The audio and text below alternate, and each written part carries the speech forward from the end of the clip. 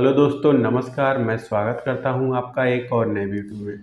आज हम बात करेंगे ट्रेडिंग के एक बहुत ही महत्वपूर्ण टॉपिक के बारे में, जिसका नाम है फेक ब्रेकडाउन या फेक ब्रेकआउट से कैसे बचें। देखिए, बहुत ही न्यू ट्रेडर्स ऐसे होते हैं जो ब्रेकआउट होते ही एंट्री बना लेते हैं और उनका तुरंत जो है स्टॉप लॉस हिट हो जाता है।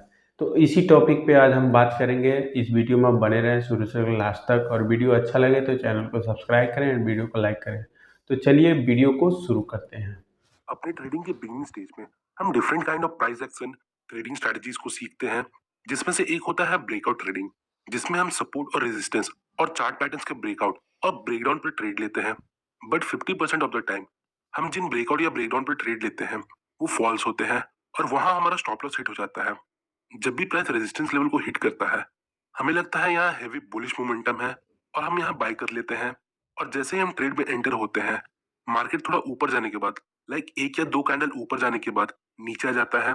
इवन कभी कभी तो मार्केट नेक्स्ट कैंडल में ही हमारा स्टॉप लॉस हिट करवा देता है। सेम जब सपोर्ट लेवल ब्रेक होता है तो हम यहाँ शॉर्ट या सेल करते हैं, और जैसे ही हम ट्रेड में एंटर होते हैं वैसे ही प्राइस ऊपर आ जाता है और हमारा स्टॉप लॉस हिट हो जाता है।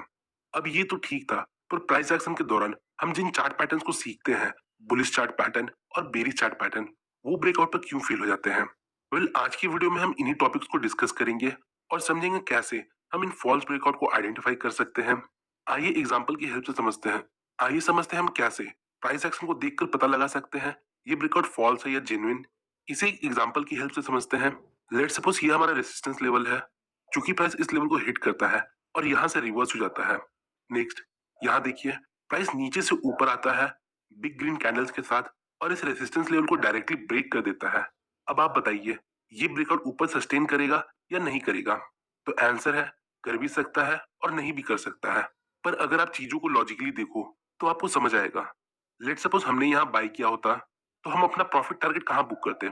जनरल सी बात है, हम अपना प्रॉफिट टारगेट नियर की लेवल बुक करते हैं। और इस एग्जांपल में ये रेजिस्टेंस लेवल हमारा की लेवल है, और जैसे हमारा प्रॉफिट टारगेट ये रेजिस्टेंस लेवल है, वैसे ही बाकी लोगों का भी होगा जिन्होंने यहाँ बाय किया होगा। तो जैसे ही प्राइस इस लेवल के पास पहुंचेगा, लोग यहाँ प्रॉफिट बुक करने लगेंगे। और इस सिचुएशन में अगर एक दो कैंडल रेजिस्टेंस को ब्रेक भी कर देता है, तो हमें यहाँ ट्रेड को अवॉइड करना चाहिए। नेक्स्ट पॉइंट, हाँ, अगर प्राइस एक करेक्शन के बाद ब्रेकआउट देता या कंसोलिडेशन के बाद ब्रेकआउट देता, तो हम यहाँ ट्रेड में एंट्री ले सकते थे। अब इसके पीछे का लॉजिक समझिए। प्राइस नीचे से ऊपर आता है और रेजिस्टेंस के पास कंसोलिडेट करता है, मतलब यहाँ पुराने बायर्स अपना प्रॉफिट बुक कर रहे हैं जिन्होंने यहाँ कहीं बाय किया होगा, और न्यू बायर्स यहाँ एक्यूमुलेट हो रहे हैं। अब देखिए, प्राइस यहाँ कंसोलिडेट कर रहा है, मतलब यहाँ स्ट्रॉन्ग बायर्स है जो हाई प्राइस पर भी खरीदने को तैयार है। अगर यहाँ स्ट्रॉन्ग बायर्स नहीं होते तो प्राइस यहाँ कंसोलिडेट नहीं करता, प्राइस यूजुअली नीचे चला जाता। आइए कुछ एग्जांपल्स देखते हैं। यहाँ आप देख सकते हो, हमारे पास एक रेजिस्टेंस लेवल है। नेक्स्ट, प्राइस इस लेवल को अप्रोच करता है और इस लेवल पे थोड़ा कंसोलिडेट करता है और फिर ब्रेकआउट देता है। एज अ रिजल्ट प्राइस इस लेवल के ऊपर सस्टेन करता है। बट हमें सिर्फ इस बेस पर कोई ट्रेड नहीं लेना। हम इस वीडियो में आगे जो चीजों को देखेंगे, हम उन सबको कंबाइन करके ट्रेड लेना सीखेंगे। जो बिगिनर्स है, उनको एग्रेसिवली इन ब्रेकआउट पर ट्रेड नहीं लेना चाहिए। उनको एक छोटे से पुल बैक या रिटेस्ट का वेट करना चाहिए। देन कैंडलस्टिक पैटर्न या फॉर्मेशन को देखकर उन्हें ट्रेड लेना चाहिए। पर अगर आप फिर भी इस ब्रेकआउट पर ट्रेड लेना चाहते हो, तो इन सब कंडीशन को अप्लाई करने के बाद अब हमें कुछ इंडिकेटर्स का कंफर्मेशन लेना है, लाइक वॉल्यूम और आरएसआई। वॉल्यूम के साथ कैसे कंफर्मेशन लेना है, पहले वो समझते हैं। यहाँ आप देख सकते हो, हमारे पास एक रेजिस्टेंस लेवल है। नेक्स्ट, प्राइस इस लेवल को अप्रोच करता है और फिर एक छोटे कंसोलिडेशन के बाद मार्केट ब्रेकआउट देता है। नेक्स्ट, अब हमें वॉल्यूम को चेक करना है। अगर ब्रेकआउट कैंडल का वॉल्यूम हाई है तो हम यहाँ बाय कर सकते हैं। हाई वॉल्यूम मतलब अगर उस कैंडल का वॉल्यूम अपने प्रीवियस कैंडल के एवरेज वॉल्यूम से ज्यादा है, तो इसे हम हाई वॉल्यूम बोलते हैं। और एक बात याद रखिएगा, ब्रेकआउट कैंडल का अपर विक ज्यादा लंबा नहीं होना चाहिए, क्योंकि जिस कैंडल का अपर विक ज्यादा लंबा होता है वो हमें एक सेलिंग प्रेशर इंडिकेट करता है, इवन वो ग्रीन हो या रेड हो। नेक्स्ट एग्जांपल देखते हैं। यहाँ हमारे पास एक सपोर्ट लेवल है और प्राइस इस सपोर्ट लेवल पर कंसोलिडेट करता है। देन फाइनली एक रेड कैंडल सपोर्ट को ब्रेक करता है। अब हमें ब्रेकआउट कैंडल का वॉल्यूम चेक करना है।